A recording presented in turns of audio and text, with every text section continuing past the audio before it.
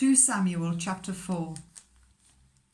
When Ish-Bosheth, son of Saul, heard that Abner had died in Hebron, he lost courage, and all Israel became alarmed.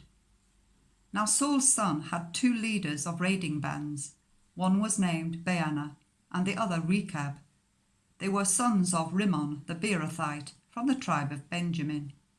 Beeroth is considered part of Benjamin, because the people of Beeroth fled to Gittaim, and have resided there as foreigners to this day. Jonathan, son of Saul, had a son who was lame in both feet.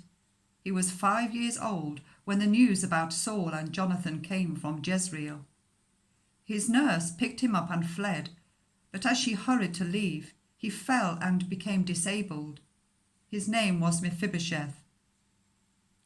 Now Rechab and Baanah, the sons of Rimmon the Beerothite, set out for the house of Ish-Bosheth, and they arrived there in the heat of the day, whilst he was taking his noonday rest. They went into the inner part of the house, as if to get some wheat, and they stabbed him in the stomach. Then Rechab and his brother Baanah slipped away. They had gone into the house whilst he was lying on the bed in his bedroom. After they stabbed and killed him, they cut off his head.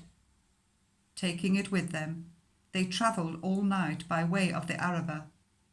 They brought the head of Ish-Bosheth to David at Hebron and said to the king, "Here is the head of Ish-Bosheth, son of Saul, your enemy, who tried to take your life. This day the Lord has avenged my lord the king against Saul and his offspring."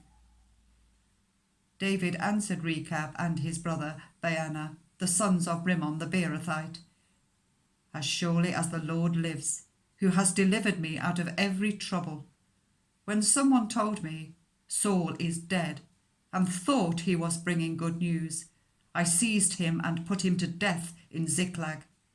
That was the reward I gave him for his news. How much more, when wicked men have killed an innocent man in his own house and on his own bed? Should I not now demand his blood from your hand and rid the earth of you?" So David gave an order to his men, and they killed them. They cut off their hands and feet and hung the bodies by the pool in Hebron. But they took the head of Ish-Bosheth and buried it in Abner's tomb at Hebron.